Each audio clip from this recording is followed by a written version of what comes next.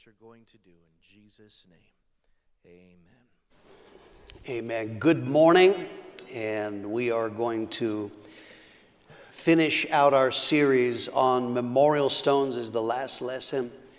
Got a lot to get through, so listen quickly. Let's begin today's lesson. First issue I want to talk about is the preparation for succession.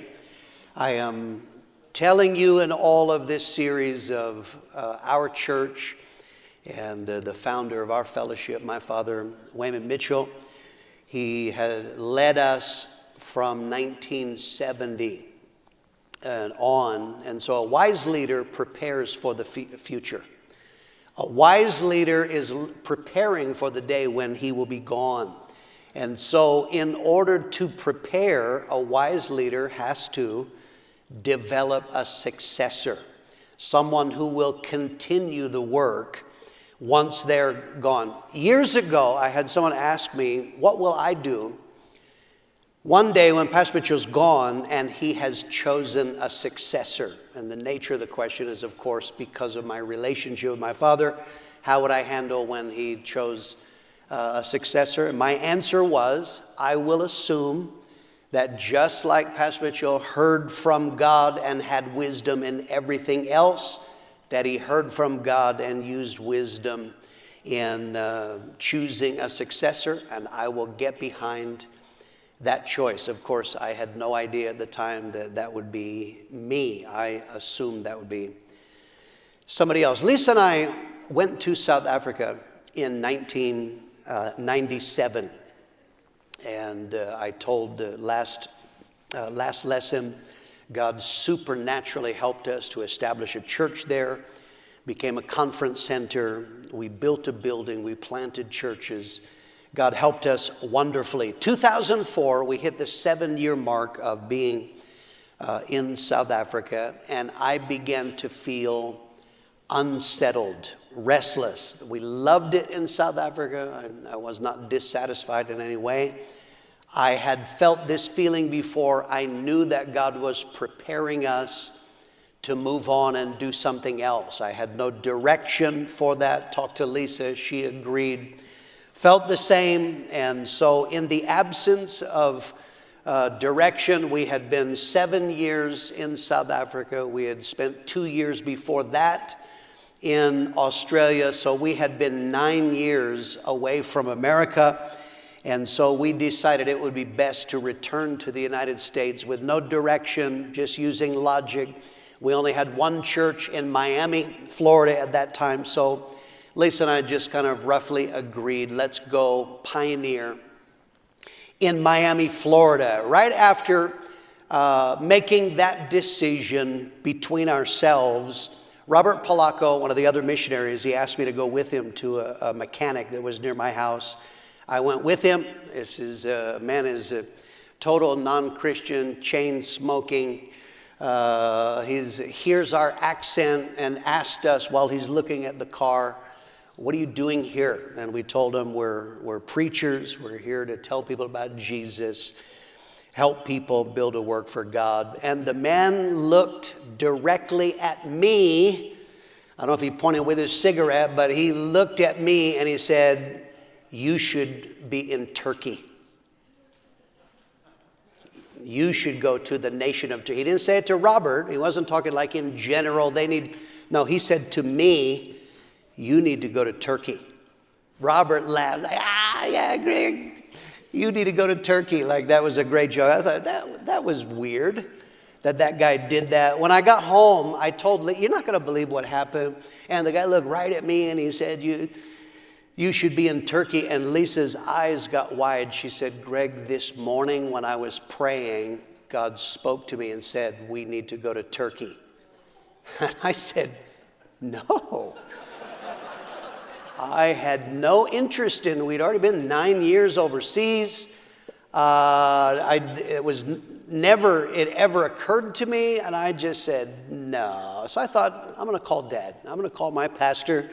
I'm going to tell him, I said, this mechanic, that happened. And then Lisa said, and what I was expecting him to say was, "Don't be stupid. You've already been overseas 9 years. It's time to come home."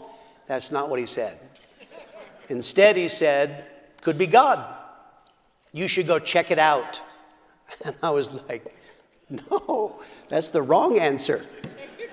And I struggled. I want to tell you, I did not want to do this. I dutifully booked a ticket to go and scout the land in Turkey, to go to numbers of cities and look around for the prospects of pioneering. I still remember to this day flying on British Airways from Johannesburg to Istanbul, Turkey. I was wrestling with this, but I had made a deal years before. God, I'll do anything you want me to do. And on that plane, I just made my seat an altar, and I prayed and said, God, I do not want to go to Turkey, but clearly you're doing something. If you want me to go to Turkey, Lisa and I surrender, we will go. Landed, looked around Istanbul, met a number of people, went to Ankara and a few different places. Near the end of that trip in scouting, I felt God speak to me, this is not for you. It could have saved a lot of money and time if you'd have told me that back in Johannesburg. I thought that was really weird. Why would God do that supernaturally to get me here? Don't know. Went back, flew back to Johannesburg. It was only weeks, maybe a month later. It was conference. Dad came to conference. So one morning, he said he wanted to talk to me. Went in the office, and he spoke to me about the future. At that time, he said, I'm 75 years old, and it's time to prepare for my succession. And he told me what was needed in being a leader. He explained why some men, some leaders would not be suitable. For instance, he felt having someone who had no connection with Prescott, that would probably not work well. And then he stunned me. He said, I've prayed about it, and I want you to succeed me. And he said he had heard from God, but apart from that, using holy logic, he explained his reasoning. This wasn't pulled out of the air or simply because I was related. He explained experience. I have done literally everything you can do in ministry in our fellowship. I started as a concert director on staff. I have pioneered churches. We've taken churches. I have evangelized. Missionary experience, Dad felt was crucial because we have such a huge missions involvement. We had spent 7 years in South Africa, 5 years or so in Australia in ministry outside of America. He felt that was important. He said, a major factor is my wife, Lisa. He said, Lisa is ideal as a leader's wife because she doesn't fight with people. And she knows how to keep her mouth shut. We never have to clean up problems that Lisa has created. And he said that is a major factor in that. So he said, I want you to come to Prescott, be on staff. And in his mind, he said it will take 5 years before people accept you as the leader. That was wildly optimistic. But nonetheless, I'm trying to describe to you how stunned I was at this. And I said, okay, I trust you. You hear from God on a level I do not. But I said, you have changed your mind before. Of course, I've explained in this series, there were other men that he put in place here and didn't work out.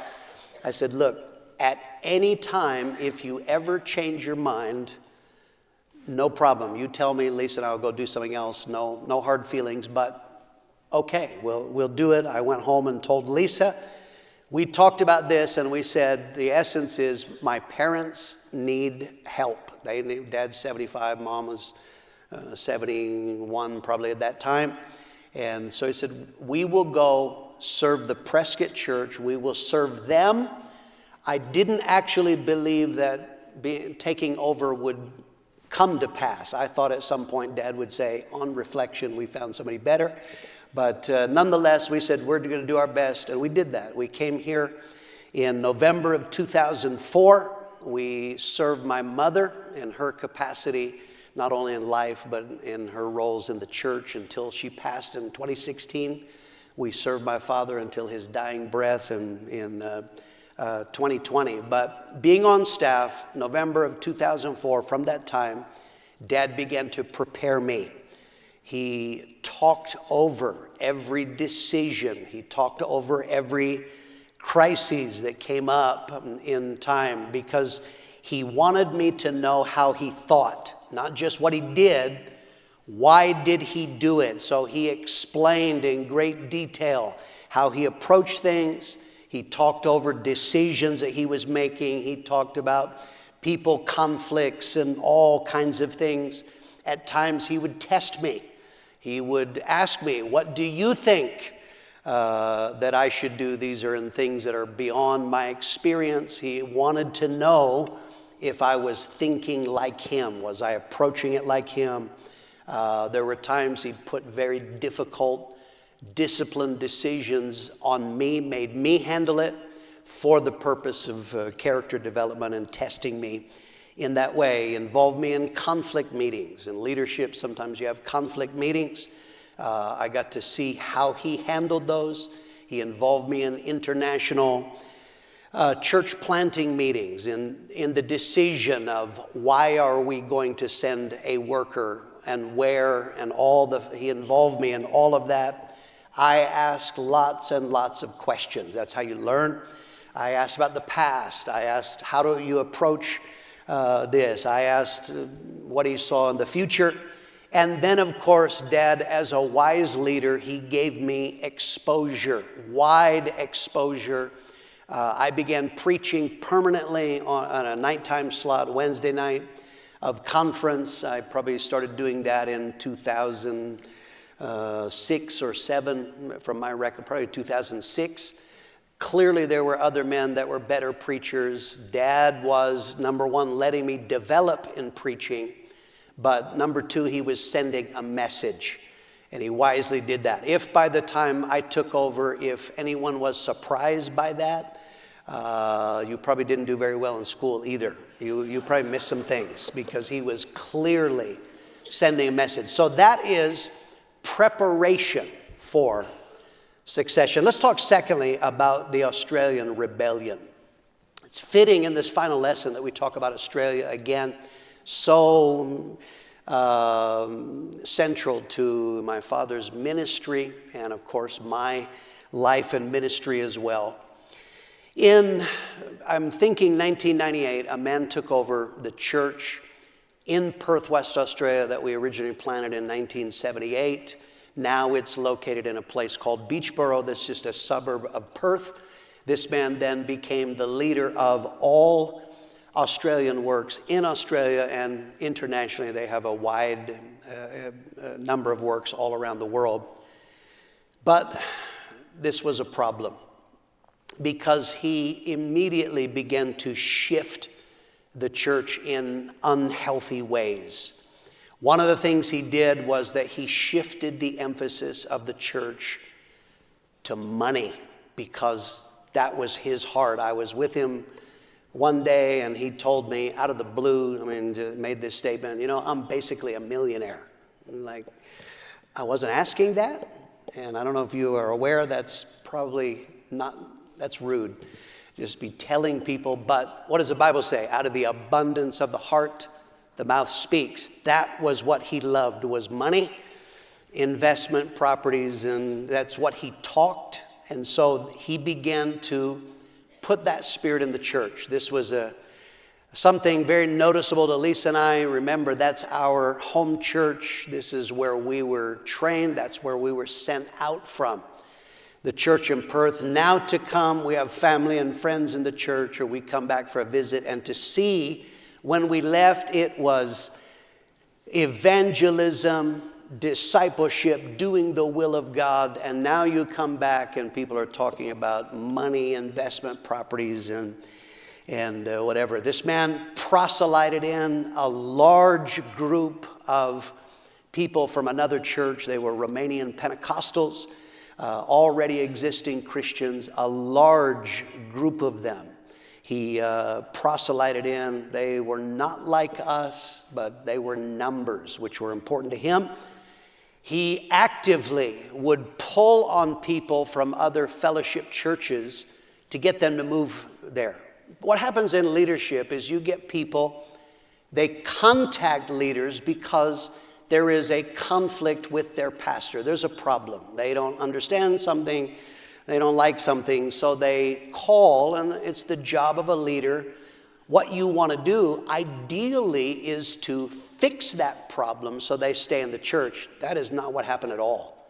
Anybody who called with a problem in your church, very soon they would wind up moving to Perth because he was actively, he had a way of getting these people to think that the best plan for their life. And so what was happening, the numbers are growing, but they're proselytes and transplants. It's not conversion. Church planting slowed. He was planting other people's men. There would be people announced at conference, but they weren't his men. He was planting other people's men. And so while things are changing, Pastor Mitchell was very gracious to this man. He believed the best. My father was not fooled. He knew that there were problems in his spirit, but Dad was believing for the best. He was praying and hoping that this man would come around and start doing right. And one day in a conversation with Joe Campbell, telling, Joe Campbell seeing the problems and, Pastor, this guy is not doing right. And Dad said, I know, but I'm working with him and whatever. Joe Campbell made an all-time classic statement. I'll put it on the screen. He said, the problem, Pastor Mitchell, is that it's just not in him. And that described this man classically. There are people, you can have problems, but if basically the heart of our fellowship and the will of God is in there, you can correct problems. Joe Campbell said, but it's not in him. Working with somebody, if it's not in there, you're not going to fix that. And that was prophetic, very, very classic. This man was rebellious. He began to speak against Pastor Mitchell, which is what rebels do. They always drop seeds of rebellion. He spoke against the fellowship, and what he was trying to do is in Australia and the churches in the UK and under his area of ministry, he was trying to turn them away from the fellowship. He and his wife lied. Oh my goodness, they lied. Remember the lesson I've repeated several times? Rebels lie. And this is on a steroid level of lying. This is 2023 when I'm telling you. This year, it's been 14, 15 years since the man was gone. This year, on a number of occasions, just a few weeks ago, I still, to this day, have people tell me lies that he said. Like incredibly, lies about Pastor Mitchell that were not true, about American leaders in general, or even about me. And the idea of doing that was he was trying to put American leadership in a bad light. He was using a strategy of rebellion that often people in other nations use. He was using nationalism. People who love their country, they naturally are protective of their country, right? So he was using nationalism. He would drop these seeds, and a mantra that he would repeat was, we have to protect Australia against the day that Pastor Mitchell is gone. Because when Pastor Mitchell is gone, it's all going to go to hell. It's going to get bad. So we have to protect. It's for the Aussies. We got to protect against the day Pastor Mitchell is gone. There were numbers of conversations that were had with this man by Pastor Mitchell, other leaders. There were numbers of meetings that were held. There were numbers of confrontations that took place. It became very clear this man was heading for rebellion. This was going to end ugly. The point in when a rebel lies, the point when a rebel seeds and tries to turn people, it's because they're planning on leaving. And that became absolutely clear. But here's the problem, is that you have to, while trying to protect, you have to protect people at the same time. So even though everything within you may want to tell people, listen, he's a dirty dog rebel, you can't do that. Because you have to have people survive spiritually. If you just come in and say, this guy's a devil, you make everybody suspicious of everything they're doing. The problem is, if he's ever gone, they will just transfer that suspicion to the new guy. So this is a balance. Lisa and I, it was a struggle because we had family. We had to bite our tongue. We never bad-mouthed and openly told family or friends what we actually thought, because we were trying to preserve their salvation, and that's what Pastor Mitchell did as well. We reached a tipping point in Australia where it became clear something had to be done. Darrell Elliott came into the church.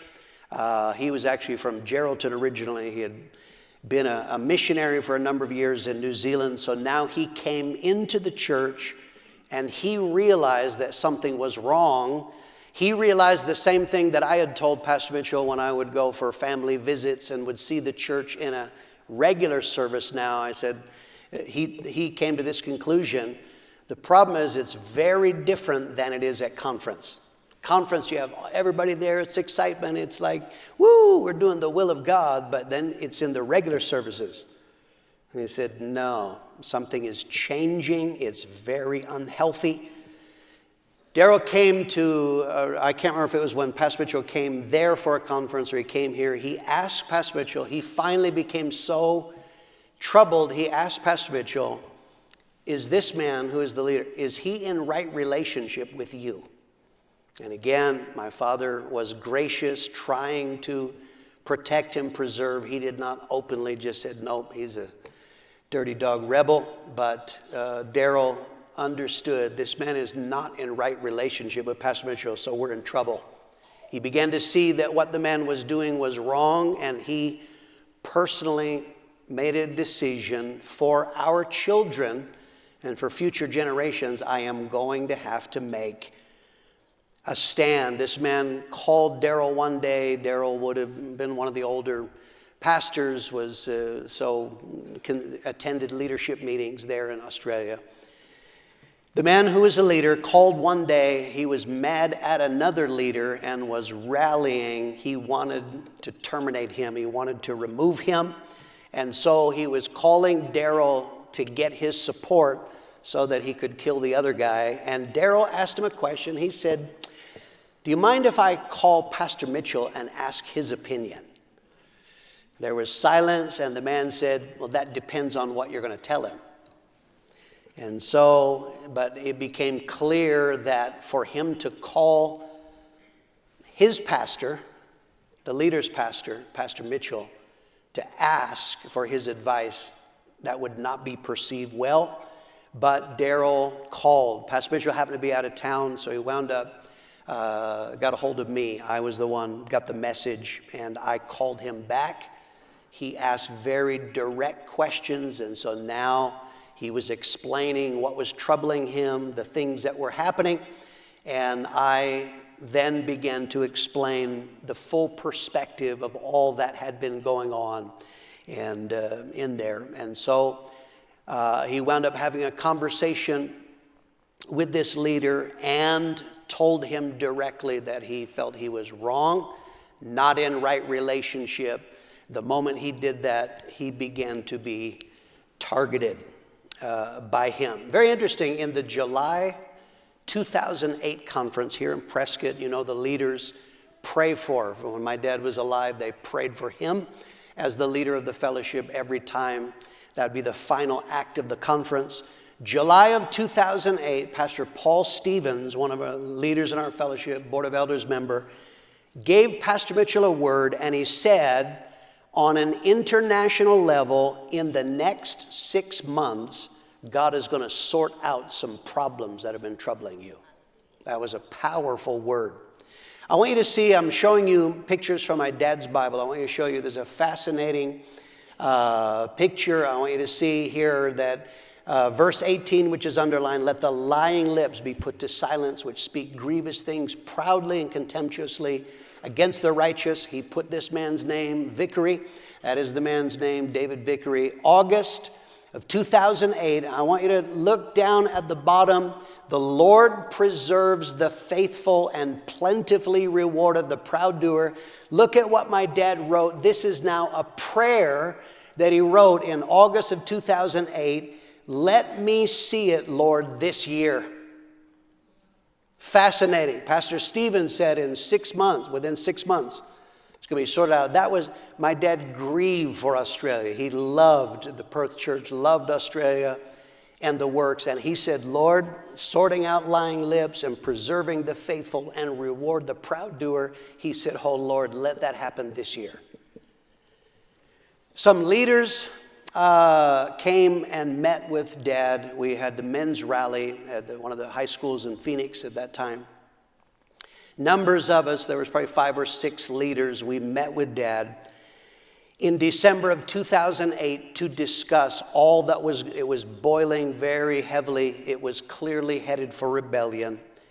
And the advice of all of the leaders was, Pastor Mitchell, you need to remove that man.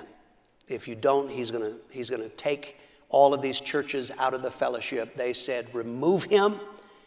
And Dad's initial response was, no, if I reach in and remove him, it'll make him a martyr.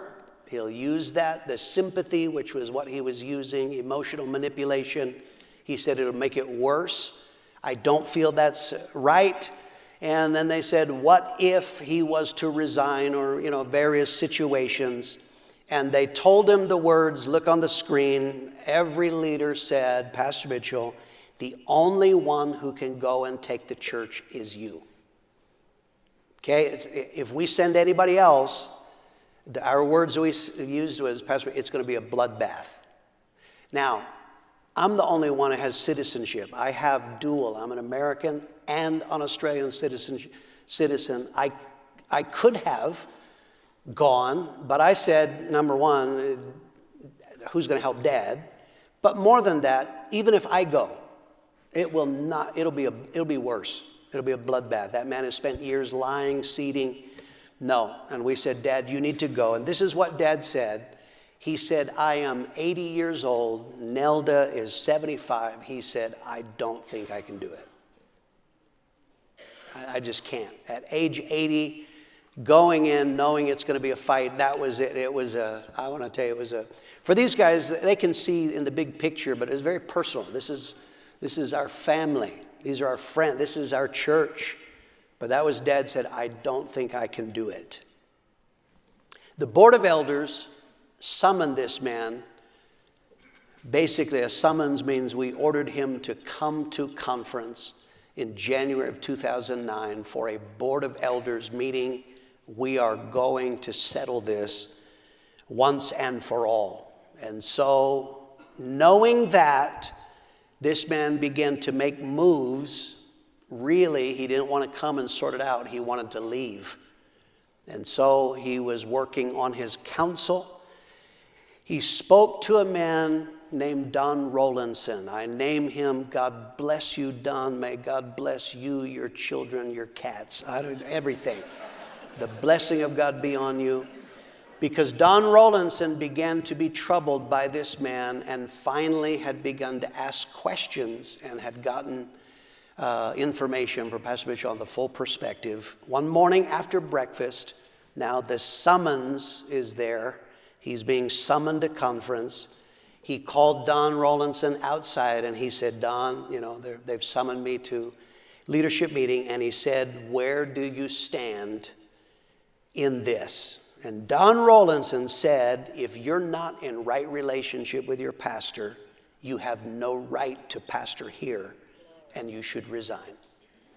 And he said, how do I view it? I view it, Pastor Mitchell is a general. You're maybe a colonel. What you should do, you should go to America and sort this out and do what Pastor Mitchell says. That was not the answer he wanted. But that was what he told him. This man was an emotional manipulator. He would use sympathy as a weapon to manipulate people to his will. Daryl reminded me of this. He said at some point we were discussing this when there was a conflict. Apparently I told Daryl, I said, I predict this Sunday he will cry in church. And Daryl then thought, well, I was a prophet, because sure enough, that Sunday he was talking about Saul persecuting David, and he began to cry. That was how he operated. So when Don Rollinson said, no, you need to sort this out, he called a council meeting. He had a 3-man council. One was Don Rollinson, who now is clearly seeing what he's about is not into him. He had another man that was a good man but had no strong opinions either way. And he had a third man who actually was a great fan of his. So he called a council meeting and he pulled on them emotionally, told them how difficult it's been. He's under such stress and pressure. The point of him telling that was so they would say, you poor man, we need you, we're behind you. He was telling them that so they would view Pastor Mitchell in a bad light. But in actual fact, Don Rollinson brought out a resignation letter and said, if you're not going to sort this out, you need to resign.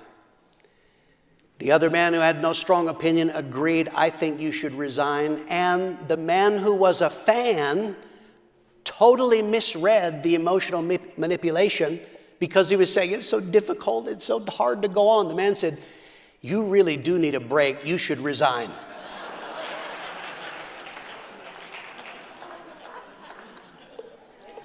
The man freaked out. He stepped outside. I got to call my wife. Got on the phone, stepped back out, and he said, I have to go home. My wife's fainted. I don't believe for a second that she fainted, but that was...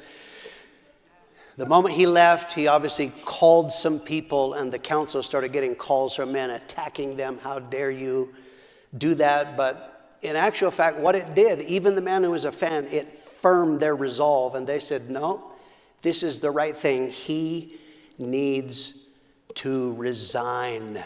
And this is powerful. And the man did it. He signed the letter and he resigned. Let's go back. I want you to look at this. Dad faxed me this. Dad sent me a fax with a photocopy from his Bible with that page. He said, Greg, can you believe it? Paul Stevens said, within 6 months. I prayed and said, Lord, this year. And he said, God did it. He resigned. We have resolved that problem. The council asked Pastor Mitchell to come and take the church. Dad told me privately, he said, I don't think I can. He's thinking about the money, and these days you got to send it electronically. He said, Greg, how will I send them? How can I take the church? I can't even send support. And there was a man who would be like Sharon Allen does in our church, the treasurer, named Charles Spadaro. And I said, Charles will help you. I didn't even know if Charles was going to stay in the church, but I said, Charles is going to help you. And he did. He was a blessing. This man, Harold Warner, flew to the church when he resigned. He flew in, spent, I think, under a week there, met with this man. The man swore, I am not going to start a church. But remember, rebels lie. When he is swearing to Harold that he's not going to start another church, he already had made the booking at the Morley Recreation Center to start his new church. Lie, lie, lie. But he did. He started in February. It was by the plan of God. The hall was not available. It gave Pastor Mitchell a few weeks grace to come in, take the church. A few weeks later, he did open a church. He took about 175 people. And I'm sure much to his surprise, he had boasted to Pastor Mitchell, all of the Australian pastors, all of the churches in the UK, they're all with me. They're all behind me.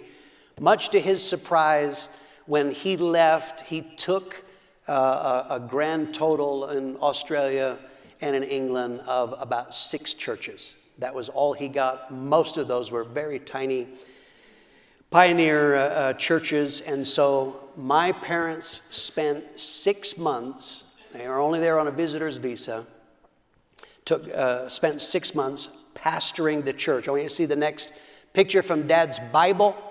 And here it is, strengthen, O God, that which you've wrought for us. He wrote this on January 4, 2009. He's going to leave next week, essentially, for Australia. That is what his prayer was. Oh God, strengthen that which you have wrought there. And then I think there's one more photo here. At the top, this where God gave Solomon wisdom and largeness of heart, and down below, this is my Father's heart, not human or natural ability, but a gift and gracing to help God's people. And he wrote that February 27 of 2009. Dad went in, he told one of the men who was an assistant, he said, find me a furnished house. Remember, I'm practically a millionaire. He found him a furnished house in an area called Lockridge. Lockridge is a welfare housing area, or it was back then. This was brilliant. What a contrast. People are like, where are you living, Pastor Mitchell? In Lockridge? They're like, Lockridge? But it was great. He spent 6 months there in a humble, furnished apartment, and God did an absolute miracle. Supernaturally restored the spirit of the church in evangelism. Got some photos from Dad's 6 months there.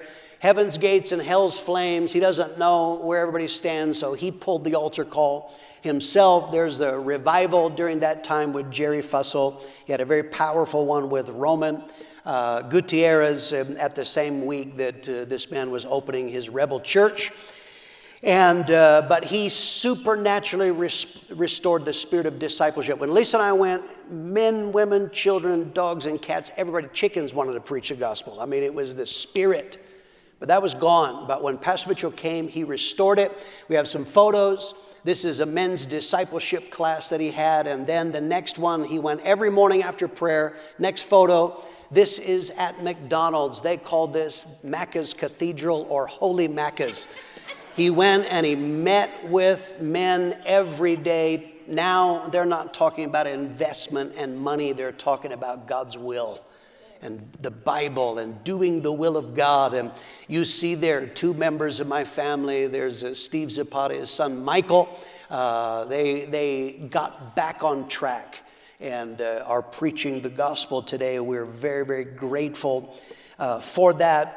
In 6 months, my father did what would take anybody else years and years to do because of his grace, his level of respect, but a miracle of God. He prepared the way after 6 months, turned the church over to Tom and Janice Payne. And here's Tom and Janice.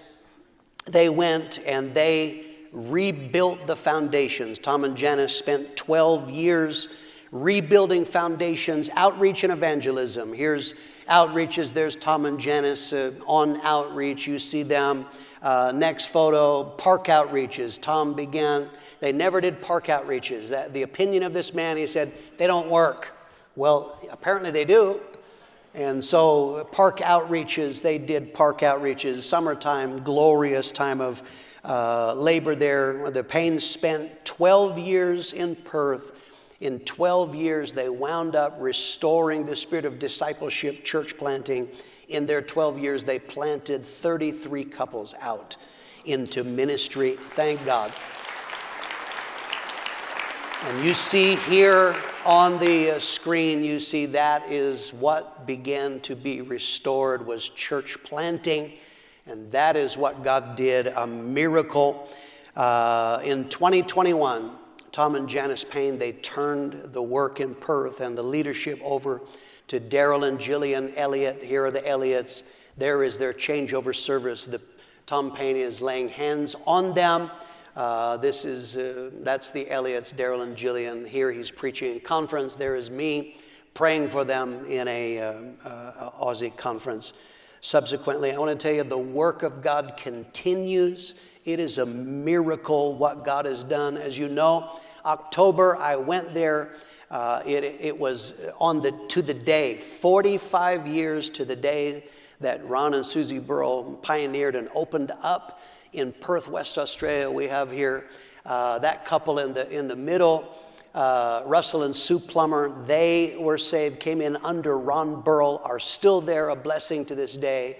There's Daryl and Jillian, Lisa and I, and we're about to cut the 45th anniversary cake. I want to tell you, the work of God has gone on. God is in charge of his work. Can you say amen? Thank God for his goodness. Praise God. Let's talk then about succession. I told you about preparation for succession. Let's talk about succession. Here's how smart God is. A rebel makes plans to damage the work of God. God actually used the plans of a rebel to accelerate the plan of succession. So Dad has to leave Prescott for 6 months. While Dad was gone, I took over all aspects of pastoring and decision-making in the Prescott church. So this actually helped us because people saw the church, in fact, didn't fall apart when Pastor Mitchell wasn't here. That's a good message to know, that things don't fall apart. In a wider sense, what happened with pastors? Pastors would normally have in their very difficult problems in the church that they're not sure what to do. They would call Pastor Mitchell, but now he's away and there's a 15-hour time difference. Some of them had crisis. They needed to know what to do right now. You can wait 15 hours or 10 hours or however many hours until you can speak to Pastor Mitchell. But what it did is some of them wound up calling me. And I was able to give advice, and then they saw if they took my advice and it worked out well, that actually really, really helped.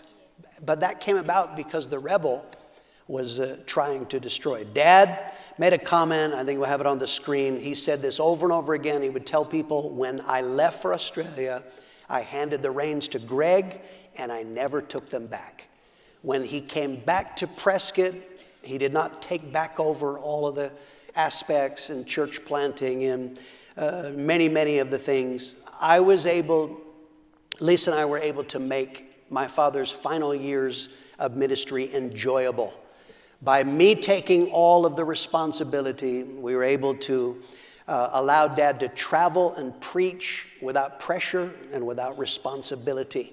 When people would call and there were problems, he said, talk to Greg. If they wanted counsel, he said, talk to Greg. If there were decisions to be made, talk to Greg. He pushed it off on me. It helped him, but it was also for my development, and it was also to send a message to other people. In leadership, he did a seminar on succession and was clearly asked by someone, have you got a plan for a successor? And he said, yes, and let it be known, Greg is my chosen successor. My mother passed away in 2016, and we were then able to help Dad through the next phase of life. Lisa and I came up with a plan. We had been meeting in a tent for many years for conference. I came up with a plan for building a building that would house conference, but I came up with a way that we could use it in regular time as well. Dad gave his backing to it, and we built this building here. The angels are singing right there. Come on. God bless you, Randy. Randy Wowen gave me that photo. That is a fantastic photo. I like that right there. That's a favorite of mine. And so we built this building. We began meeting in 2019, I think. Dad preached a sermon, and somewhere along the line, I think it was just before the building was done here, in the sermon, he told a story of history when General George Patton asked his mentor, General John Pershing, to bless him. He was entering into a very large role, and he came to General Pershing and he said, would you bless me? And he had him kneel down, laid hands on him, and blessed him. When Dad said that, I said, that's what I need. One morning after breakfast, I asked Dad, took him in the office, I said, I need that. Would you pray for me and bless me? You're imparting your spirit by words and actions and example, but I want you to pray deliberately. He did that, laid hands on me. That was private. There was no one around to see that, because I need the Spirit of God and I need my Father's Spirit as well. Around about this time, another rebel, there are always rebels, another rebel in New Zealand was mouthing, this is a common line that rebels were using, the fellowship will fall apart when Pastor Mitchell dies. When Dad heard that, it ticked him off. So he preached a sermon, knowing this is how people think. He preached a sermon, maybe some of you remember it. It's on YouTube somewhere, and that sermon is called When Pastor Mitchell is Gone. And at the end of the sermon, he publicly laid hands on Lisa and I. We have a photo of this. This is what he's doing. He was now letting the world know of his choice, and that was partly so people would know, but he was publicly imparting his Spirit upon Lisa and I. Dad preached his last sermon in April of 2020. He was having problems that we knew, didn't know what was wrong. Near the end of his sermon, any of you that were here, he was having many strokes as a result of dementia, Alzheimer's. Preached his last sermon in April of 2020, never preached again. And then we guided him through, John and Aaron Miola moved in with him. God bless them. They helped. Stephen and Emily Cassio and Jesse and Beth Morales. We all banded together. By the grace of God, we were able to let him live out his final days at home. If we would have put him in a care home, we would have never seen him again because of COVID. And so thank God we were able to his dying breath, we were able to be with Dad and helped. Dad had, when Mom died, Dad bought a headstone, but it was not carved yet. And he left it up to me. When I die, you put whatever you want to put on it. How do you sum up my dad's life, my parents' life? But this is what I chose and put on there. This is my parents' gravestone, Mitchell, and I simply put, they blessed the world. And that's what I have told, yes, amen. And in all the memorial stones, we thank God. My father heard from God, lived a life of integrity, and handed off a great blessing to us. Now, because my father is gone, wherever I go, I'm introduced as the leader of the fellowship. And I do think that people who don't understand probably have a wrong idea what that means. They are assuming being the leader of the fellowship is a position of power. I think people have the idea that being a leader is I have banks of phones I'm answering, like yes, no, off with their head, because this is a power position, but that's not. Listen, I'll put it on the screen. Being a leader is not a position of power, it's a place of service. What does it mean when you say Greg Mitchell is the leader of the fellowship? That means that my job and my privilege is I get to serve the fellowship. I get to serve the churches in the fellowship. What is my role as leader of the fellowship? My job is to maintain the course. I'm telling you where we came from. My job is to make sure we never leave the memorial stones. There will never come a time where you're going to say, yeah, we don't do that anymore. No, my job is to hold to what was handed to it. My job is to impart a spirit. You know that I travel extensively. What I'm doing, partly I preach to impart a spirit, but everywhere I go, Lisa hates going. She won't travel with me because she says, you're up at 6 a.m. meeting with people to answer questions. That is what I do. I answer questions. I give people access to me so that they can ask anything they want, so that they get clear sense of our fellowship. My job is imparting reference points. I give reference points through teaching. My Sunday schools are used all over the world, and I'm able to bless. I'm able to provide advice and counsel on difficult situations. I'm able to direct financial resources to God's purposes. My job is to foresee dangers and deal with doctrinal dangers, sidetracks. I do not want us to get sidetracked. My job is to see it. It's dangerous for us. We're not going to go down that road. Avoid them, deal with them. My job is to direct other leaders to deal with regional conflicts.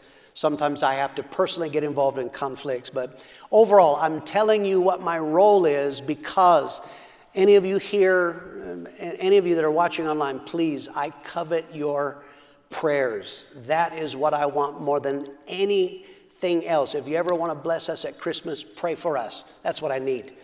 Pray that God gives me wisdom. Pray that God gives me a spirit that is like my Father's, that I can hold the course until Jesus comes. And that is my job. Let's look, final thought before we close. Let's talk about moving into the future. God has done an incredible work so far. As of today, this is December of 2023, from the top of my head, we have 3,628 churches today. An incredible work that God has done, but the job is not finished yet. Our job is not, thank God we got all those churches. Joshua 13:1. Someone read that out. There remains very much land yet to be possessed. Okay. That's how I feel. We have 3,628 churches. Yes, wonderful. But there remains much land to be possessed. They'll put this graphic on the screen. Right now, there are 235 recognized nations in the world. That's according to the United Nations there. We currently have churches in 139 nations. This is December 2023. But what that means is that there are 96 nations in the world where we do not have a single fellowship church. They have just a graphic just to show you this, a little video graphic, and this will show you where many of these are located. There is the world, and you will see here are the bulk of the nations where there are no fellowship church. Most of the places, and here's the list of nations where we do not have, many of those nations, we don't have a fellowship church in our Muslim nations. And we need God to help us to reach Muslim nations. We need strategies. We need open doors. We need the correct people. Probably not everyone would work in a Muslim nation, but God has people. He will speak. He will help us in this to reach the entire world. That we're not going to rest until we reach the entire world. There remains very much land to be possessed. People ask me, what are you seeing in the future? I know many of you, you're already freaked out about the election. That is not what I'm looking at. What's going to happen in the future? I am believing God for last days revival. That's what I'm believing. Who knows what's going to happen in the election? That's irrelevant. The point is, I believe God is going to give us a last days revival. Read this verse, Amos 9:13. Behold, the days are coming, says the Lord, when the plowman shall overtake the reaper, and the treader of grapes him who sows seed. The mountains shall drip with sweet wine, and all the hills shall flow with it. Okay, that is describing an end times revival, the plowman overtaking the reaper. What that means is there is such a massive harvest at the time it's time to start plowing for the next. You're still pulling in. It's describing a massive harvest, and the harvest we want is souls. I believe that God is going to give us a worldwide revival. Our job in our fellowship, I don't know what other churches in the world are doing. I don't actually care. I know what we do. Our job is to plant churches in every nation of the world so that we can be facilitators of revival, but more than that, so we can retain revival. We know what to do with converts. And when God gives us a massive amount, that's what I am doing. Final thought, how can we stay on track over time? If you know the history of revival, you know that revivals don't last. And usually, churches and movements that start in revival today are nothing like they used to be. They've gotten off track. I don't want that to happen. I don't want all we have to say, did we ever tell you what God did in 1970 and then it all went to hell? That's not what I want. I want to stay on track. How do we stay on track? Partly by what we've done. I've given you the memorial stones. These form patterns. I say people all over the world, they are watching this because there are people that did not have the privilege of being in the Prescott Church or being in 1970 or the early days when we planted churches. They don't understand where some of the things we do, so I've given memorial stones. Exodus 25:40. And see to it that you make them according to the pattern which was shown you on the mountain. Okay, we have a pattern. What does God bless? When you build according to pattern. That's why I do not understand when people, do you get what people are doing in Asbury? I don't care. Do you know what the Lord is doing in don't care. That's not of it. We have a pattern. I don't care what other churches in the world are doing because I'm not a part of those churches. God has given us a pattern. It works fantastically well. Our job is to keep doing what God has given us. So I encourage pastors. Anybody that's watching, you're watching online, you're a pastor, you're showing this in your church or watching it. I encourage you, ask questions. I haven't given, of course, everything we do in the fellowship. We'd be here for another 5 years. But I'm encouraging, ask questions. Anything we do has a reason. Ask. You can ask me. You can ask other leaders. Understand it for yourself. I encourage every pastor, preserve your history in your local church. One of the difficulties for me in this lesson, I have spent more time tracking down photos than I did actually on the lessons. And part of that is we have people, we're so busy working, we don't realize when there are photos and flyers and trumpet, we don't realize someday we may want to look back at those. So I encourage pastors, preserve history. Part of that is we have people that they had great photos, but they backslid. They've left and joined the Church of the Chosen Frozen, and then we can't get them. Hold on to those because you may need them someday.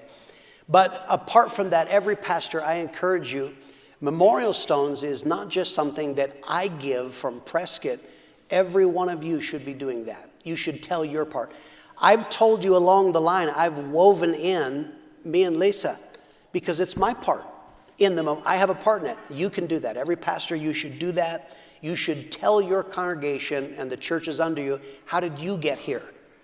And then where does your church fit in the memorial stones? Final thought here is they can put just on the screen. This is a very lengthy. These are all of the lessons that we have looked at through. This is the 30th lesson. I have given you all of these, and I think there are several pages of them. And these are not, of course, all of the lessons. My point is there are memorial stones, and we're going to hold. How about you? How many of you want to keep doing what God told us to do until Jesus comes back? Let's praise God. Let's thank God for all that He's done. God, we are grateful.